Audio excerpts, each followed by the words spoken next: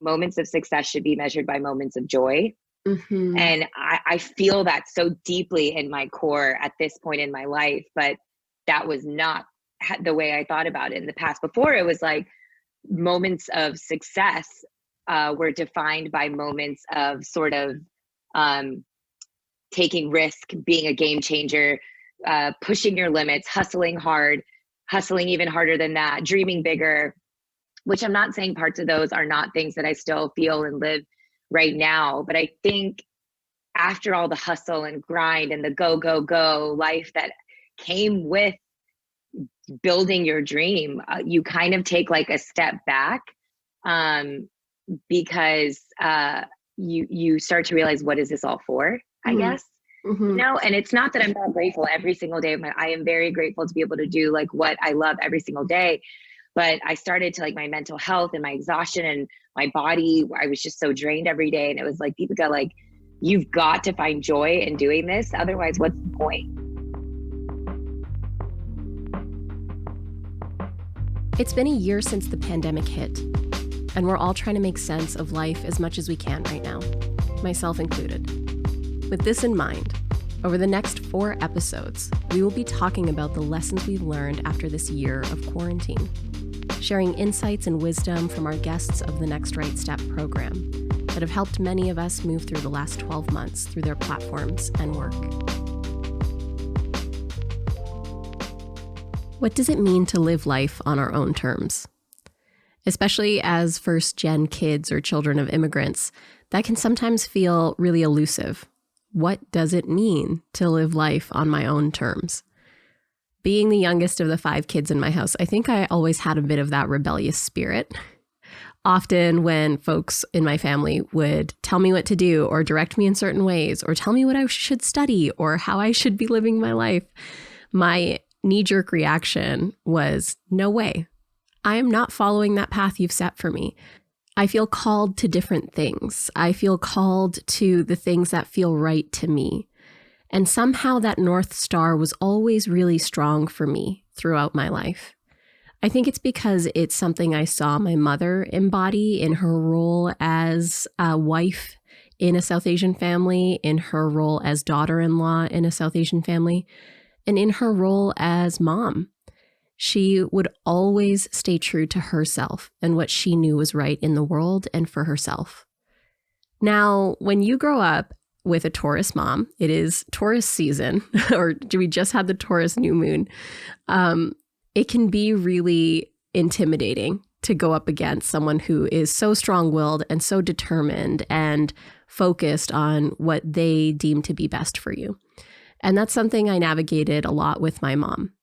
And when I think of my life now and what it looks like and what I've accomplished and achieved and overcome and the hurdles that I've moved through, I wonder, is this the life my mother had imagined for me when she was a new immigrant to this country, when she was facing different struggles, when she thought that I might not be a full-term baby? When I consider that heaviness that she's had to process and overcome and the dreams and hopes that she instilled in me, as did so many immigrant mothers, I wonder, is she happy with my life now? I think the answer is yes. I think it because our friendship has never been closer. I think it because the trials and tribulations we overcame with her expectations for me, whether it was in career or who my partner was in life, we endured with grace and with our love for each other intact. But it was such a process of me staying true to who I was and navigating her expectations for me on a daily. And I think for so many children of immigrants, so many first-gen kids, this is a constant reckoning that we're facing. And in today's episode, we get to dive in with Deepica Mutyala, the founder of LiveTinted, around what it's been like for her to also navigate crafting her own path, leading her own way, and how that trailblazing in her own family and in her career has now enabled an entire community to emerge when it comes to the conviction she has, the impact she wants to make on the world, and through her work with LiveTinted in combating colorism. And so we dive into all this and more in today's episode. And something that she mentions early on in our conversation was the moment that her father told her he was proud of her. When we hit unconventional paths, that moment, I think, can stick out for a lot of us. I remember when my dad told me he was proud of me. I cried afterwards. My brother did too. I remember us talking about our moments separately. It was different points in our careers. And we ended up commiserating about it later, that the day that Papa told us he was proud of us, or that we did something really well in our careers, was a day we would never forget. Because that's honestly the biggest gift for an immigrant kid, for a first-gen kid, for any kid, to see and hear from their parents who gave so much to us, who did so much for us, to say, I'm proud of you. And to do it when you take a path less chosen, an unconventional path in career and life, it means so much more. And so let's hear what Deepica has to say when it came to navigating those expectations from her parents and defining success on her own terms. I think every decision I've made in my life has always been this constant feeling of wanting to make them proud. Since I was a little girl, I think what I was craving was to hear my immigrant father tell me that everything he had worked for to bring me to this country and make sure that I was born here and get all the, access to everything that you can get by being born in America. I feel like I owed him this debt my whole life. And hearing him say he was proud of me was like the ultimate victory, especially because I made him proud by going a very different direction than he had hoped for me to go, which was like his version of the American dream. And what was that? When you actually, let's unpack that a little bit of what was the path that your parents had dreamed for you, and how did you manage bringing them into actually, there's something different that I'm here to do? Yeah, I think for them, the idea of the American dream equivalates to respect in America, and respect in America is equivalated from education on education on education. As many degrees, the better. And I don't fault them for that, because again, like, they only knew one lens and one way. And so in their mind, you earn your respect in the States by being super educated. So that the number one thing that was instilled into me since I was a little kid was that. And in their minds, not surprisingly so, being a doctor was the way to really garner that respect in the States. And so that was always what I was taught. You're either going to be a doctor, you're going to be a lawyer, an engineer, or you're going to get married. Like, that was kind of the mindset growing up in Sugar Land, Texas. And I always had a different vision. I get that from my mother, and my, I think like that drive to like, why not me? Why not be the person who creates the new American dream? And for me, the American dream is about doing something that hasn't been done before, because we have that opportunity here to do that. And there was nothing stopping me from doing that. So we had different definitions, but I think at the end of the day, we had that same commonality and goal of like, making sure that we built something that was respectable in like America, and being able to pave that path. And his was just a little different from me, but at the end of the day, I think we wanted the same things. With that in mind, when you think of your definition and relationship to quote unquote success, when you were younger, what did success look like to you? And how has your definition of success changed to this point in your career? Just posted on Instagram the other day. I just don't want to, because it's so true to where I am at this point in my life, and I didn't feel it as a kid. But I put like, moments of success should be measured by moments of joy. Mm-hmm. And I feel that so deeply in my core at this point in my life, but that was not the way I thought about it in the past. Before, it was like moments of success were defined by moments of sort of taking risk, being a game changer, pushing your limits, hustling hard, hustling even harder than that, dreaming bigger, which I'm not saying parts of those are not things that I still feel and live right now. But I think after all the hustle and grind and the go life that came with building your dream, you kind of take like a step back because you start to realize, what is this all for, I guess. Mm-hmm. And it's not that I'm not grateful every single day. I am very grateful to be able to do like what I love every single day. But I started to like my mental health and my exhaustion and my body, I was just so drained every day. And it was like, Deepica, like, you've got to find joy in doing this. Otherwise, what's the point? I remember so clearly the moment where I drew the line in the sand when it came to my relationship to work and wellness. And I was having a conversation with my dad on the phone. And it was after I had recovered from my cancer diagnosis and I had just been hit with my neurological illness in 2017. And we were talking and I could hear the concern in his voice on the phone. And when you face unrelenting illness after illness and you're young and you're hustling and work feels like the most important thing, and you hear the concern in the voice of your father on the phone, who is so far away, who feels helpless in how he can support you, it made crystal clear for me that my parents did not sacrifice everything they did to immigrate to this country, to create the life that I have now, to afford me the privileges that I have when it comes to financial access and the various privileges that they've given me as their child, as a first-generation Canadian. They did not do all of that to see their daughter get so sick in her 20s, and for that to be the end of it. For that to be where I cognitively started to continue to decline, where that became where I refused to stop working. To what end? And not necessarily stop working at all, but stop working at the pace and with the expectations I had on myself. When I had that conversation with my dad, I realized he did not sacrifice everything he did for him to watch his daughter get so sick and not take care of herself. So I changed. I moved from New York City, from Brooklyn, here to Canada. If you listen to the show often, you know this story well. I live in the countryside now with my father-in-law and my husband and our cousin. We live a much slower life.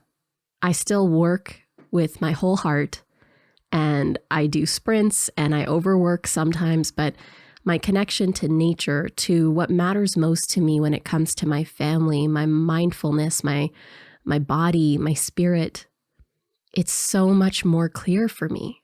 I'm so much more tuned in. I'm not fighting against wanting to feel well. I'm not fighting against wanting to be well. I understand now that the sacrifices we make for success, for work, for whatever else it is, don't serve us. And that we get to define success, as Deepica mentioned, on our own terms. And so what does it look like to prioritize wellness and to fit your work into your wellness? What does it look like to truly honor the fact that we deserve to be well in mind, body, and spirit? How do we embody that in a world that is moving faster and faster day after day? After 13 months in the pandemic, I wouldn't say that I've slowed down. I've just found another way to go fast when it comes to being online and navigating building a business online. So we have to be so thoughtful and mindful when it comes to the way that we're distracting ourselves and continuing our sometimes harmful relationships to overwork and pushing ourselves and hustling. And here is how Deepica has been navigating her relationship between work and wellness, and how she can better fit wellness into her day-to-day life. When you are creating something that is pulling you, like you're on the train, it's on the tracks, like you're going full speed, and you know the impact and mission are so important and huge beyond you.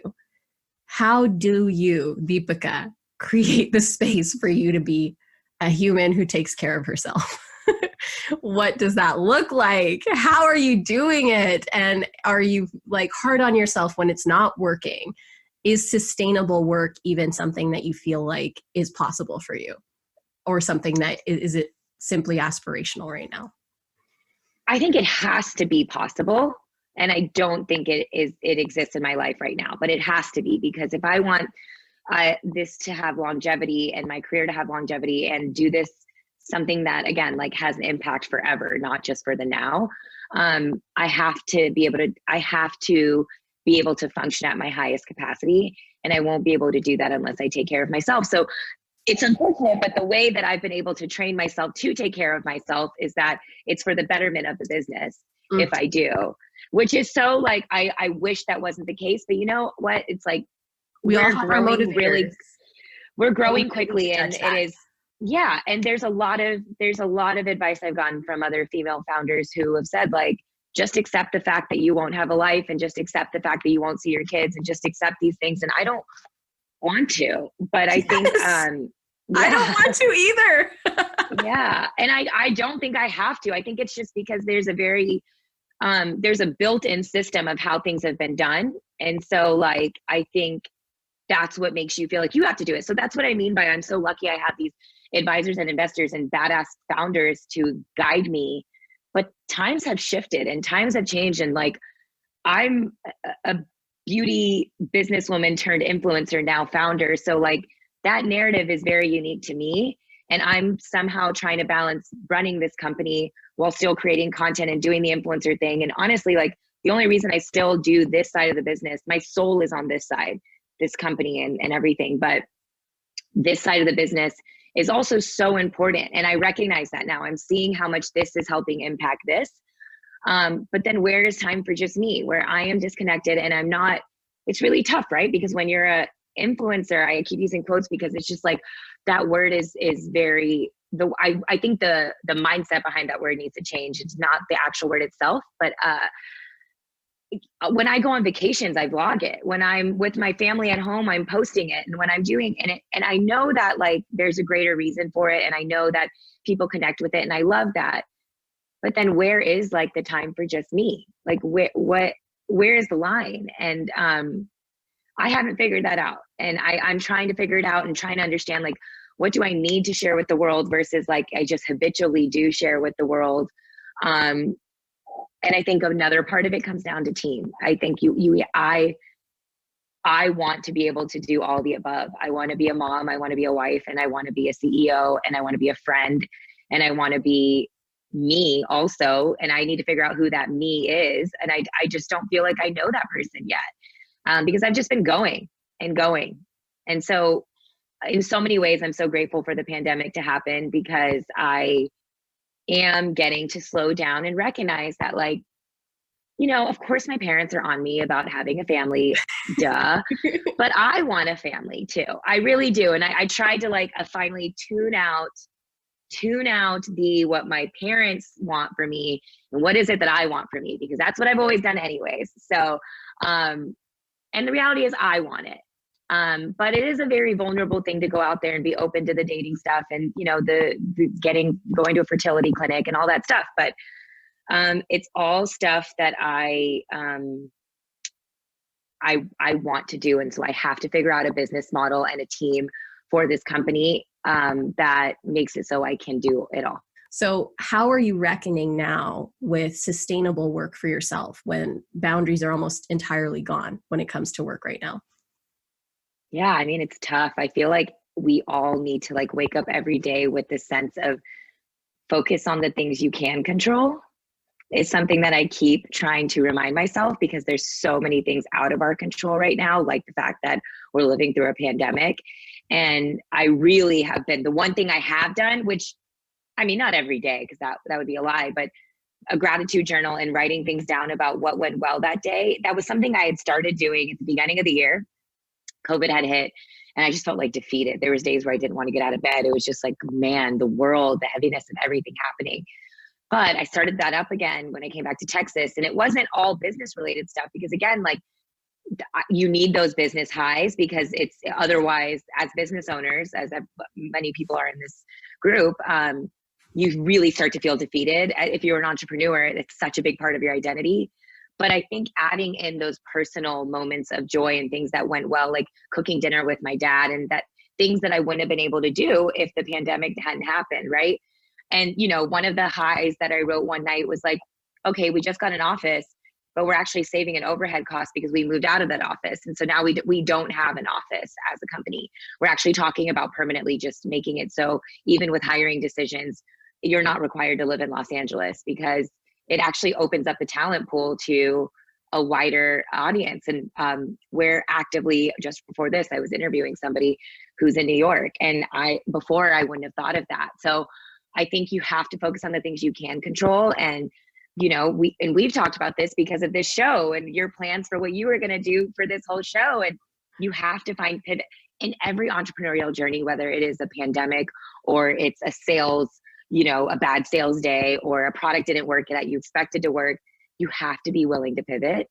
And you have to also give yourself grace to know that like, it's like, it's okay to not be okay. And so like, these are all things that I've been telling myself, because we live in such a world with social media that everyone shows the highs of their business. And I think it's just what this pandemic, of course, there's so many like terrible things happening because of it, but I have to focus on all the positive things, like being able to spend more time with my family, focusing on parts of the business that I would never have had time to do pre-pandemic, right? Like looking down to the unit economics and the margins of our Hue sticks, we would not have focused on that pre-pandemic at this stage. We would have been too busy going and working on the next thing and the next thing. But the factories were shut down. So we were like, let's try to find an alternative factory. Hey, this might lead to better margins. Like, so all this to say, the summary kind of being like, how am I getting through it? I really just have to focus on the things I can control and have gratitude towards the things that are going well. Even if it's small things, little small things, going on a walk. I wasn't doing that during pre-pandemic. I wasn't taking care of myself. So yeah, that's kind of how I'm doing it.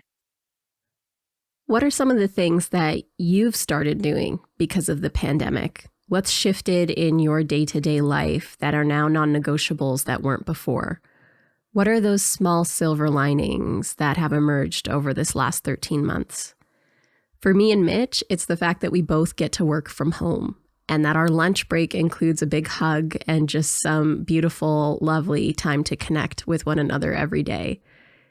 It's also really appreciating this land that we live on and to really appreciate family and our Friday night game nights.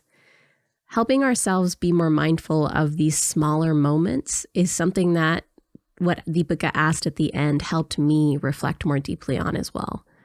What can we appreciate more of when it comes to what we've learned about ourselves and what we've implemented for ourselves and our families over this last 13 months? Now, I want you to reflect on that while we head into a short break. I've got some exciting news for you. I'm hosting 3 free workshops next week, all about the roots of resilience and the ways that you can level up your life right now, connect more deeply to yourself, to your wellness, to your relationship to work, to your relationship to your identity, to your community, and so much more. So if you want to learn more about those free workshops, head over to komal.com/workshops. I'm Komal, and this is Lessons Learned. Today, we're sharing a conversation with Deepica Mutyala, entrepreneur, beauty influencer, and founder and CEO of LiveTinted, a community-based digital platform and beauty product line that explores inclusive beauty. We often have no idea the impacts that can come from living life on our own terms and trailblazing and breaking those expectations that we talked about early in the show when it comes to our family or our friends or our parents. And in the best case scenario, there can be an incredible domino effect from the decisions that you make. You can trailblaze for an entire community. And in Deepica's case, that's exactly what happened. Now that you've built the LiveTinted community, it is so rooted in representation and helping people be seen. How and why was that a priority for you? I think after being in the beauty industry across like each lens, like as at L'Oreal, a massive corporation, at Birchbox, which was like a thriving beauty startup, and then being a beauty influencer, I saw from every lens a piece of myself missing, like at every level, at the executive level, at the product level, at the campaign level.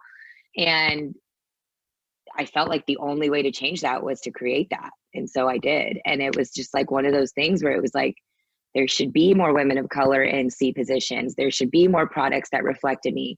And there should be more campaigns of people who look like me and other people who haven't seen themselves reflected. And they shouldn't be tokenized, which was another part of it. Because I think as an influencer, I feel very fortunate and grateful that I was the maybe token brown girl in some major beauty brand campaigns, which was crazy because like, I never thought I would grow up seeing a brown girl in a L'Oreal commercial. And then I was in one. And I just remember thinking like, dang, so cool to think like my nieces and nephews, their cousins' kids and stuff like that will be able to see that. And I think it took me back to that little Indian girl growing up in Sugar Land, Texas, who got blonde streaks, real thick ones, and blue contacts, and just changed everything about myself because I didn't see myself reflected. And so for me, when I thought about what was like the roots and the pillars of this beauty brand, which by the way, I've wanted this since I was 16. And it's kind of cool being home because I'm talking to my parents and they're just, and my cousins even, and they're like, wow, like you talked about this since you were a kid and it's here.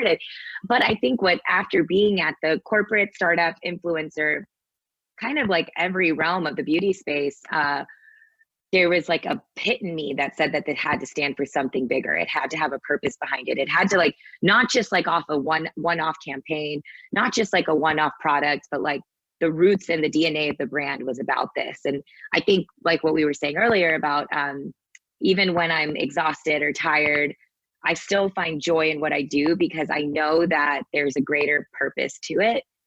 But I'll be honest and say that it also feels very, it's a big goal. Like we did an exercise right before COVID around like our vision statement, our mission statement, to really concretely put it on paper. So every employee knew exactly what they were working towards every day and knew their why they were coming in. And it wasn't about the number of Hue sticks sold. It was about our vision statement, which was really around this idea of dismantling colorism, which is something that I feel like I had been talking about through every piece of my career, but to say those words and actually put it on paper and give a clear, like every employee knows this is what we're fighting for. And it's not an easy goal and it's not going to happen overnight, but we have our why, I think has really helped me recognize that there's a lot of work to be done, but it's good work and it's work that like I'm very proud of. For me on a personal level, the beauty industry is very, very saturated. And so I was told by many investors, like, why are you trying to create this community? Like just, you have a community, you have an audience, it's your handle, and just create a product and show proof of sales and go forward, blah, blah, blah, blah, blah. But I think when you're a brand that wants to stand for purpose and people over profit, listen, it's a business. Like you have to have a business to be able to do that purpose. But when you lead with one, there's going to be a lot of people who don't get it, particularly investors and people like that. And so I've been lucky to be able to only bring in people that I think really believe in this brand and go that path. But for me, the community was mission critical because not was it just, I just wanted this to be not about me and so much of a bigger narrative, because colorism isn't something that just impacts me or just the South Asian community or just the, every race experiences it. Primarily every race experiences it. And that's also something I've learned through just conversations, like you only know what you know growing up, but having conversations with my Black friends, my Asian friends versus my, Latina friends, like it doesn't discriminate. And I think for me, I was really happy that I started with this community because I was able to learn myself that this mission is not, I always knew it was greater than me, but I also now learned that it was greater than just my South Asian community. We have a common fight to fight in different minority groups. And so we can all come together. And if I hadn't started as a community first and just done my organic posts relating to topics that primarily relate to me, I would have never realized that this was something that could stand for something so much greater. And I think we can all feel that momentum building. Like even when we were talking about me investing, it was already a no-brainer for me, but the trajectory of this in terms of that fight against colorism, in terms of representation and inclusion, and the way that you guys do your campaigns is so intentional. And you can feel it in the packaging, you can feel it in the way that the product is created. And I think that's something that a lot of brands can learn more from. And so I'm so grateful that you have created LiveTinted and that it is making the impact that it is making. When we make decisions for ourselves because they feel right, and it happens to go against the grain, against the expectation of our parents, our families, our communities, we usually can't determine what the ripple effect will be. And usually we're not even thinking about what the ripple effect would be. But in Deepica's case, a domino effect started. And slowly, with those decisions to show up more fully as herself in the world, she created a brand and products that are now helping so many people around the world do the same. And so I never want you to undermine or underestimate the impact that showing up for your life as fully as you possibly can, as rooted in your identity, your needs, and who you are, as fully as you can have a bigger impact than you can even imagine. If sometimes the motivation to do it for yourself is not enough, then I hope you'll consider doing it for this bigger ripple effect around us. Now, before we wrap today's episode, I want to leave you with some thoughts on wellness that I had shared with the cohort before Deepica joined us for our call that day in the Next Right Step. Someone in the community, Priya, was talking about individualizing her approach to wellness, not just doing what everyone was telling her to do, or folks online or coaches were telling her how to live her life, the morning routine that was way too stacked, but instead choosing intentionally what worked for her. And it was a conversation point that I thought would be really helpful for all of us here today. Obviously, when we're talking about resiliency, such a major part of this, as you're noticing, is our wellness, is how are we in our bodies? How does it feel to work sustainably? And I saw Emily's question on that in the app of what does working sustainably actually mean? And it is this self-defined thing. But when we're raised, we're made to think that we are here to produce. We go through school in order to get a job. Our parents encourage us and are so concerned about how are you going to make your livelihood? And what this program and this community and what a big theme of my work moving forward is to remind people that we have to fit work into our wellness and perhaps not the other way around. Because if we aren't well, we cannot work. Lessons Learned is produced by Rhaenyra Naidu and me, Komal Minhas, with production support from Daniela Ochoa. Our editor is Madison Foran. Music is by Soy B and Smith the Mister. You can find all the episodes and so much more on komal.com. If you heard something that deeply resonated with you or hit you in the feels, then please leave a review on Apple Podcasts.